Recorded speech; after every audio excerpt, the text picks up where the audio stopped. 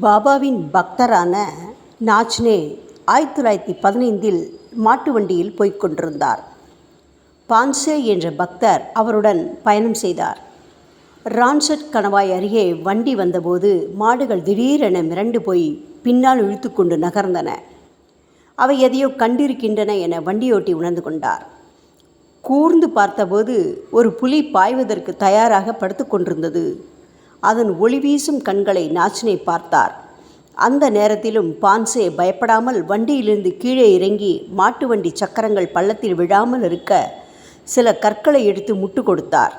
அந்த நேரத்தில் மாட்டின் மூக்கணாங்கயிறுகளை இறுக பிடித்து கொள்ளுமாறு நாச்னேயிடம் பான்சே கொடுத்திருந்தார். கயிறை வாங்கிய நாச்னே ஜெய் சாயிபாபா என்று கத்தினார். உடனே கூட இருந்தவர்களும் அவ்வாறே ஜெய் சாயிபாபா என கத்தினார்கள்.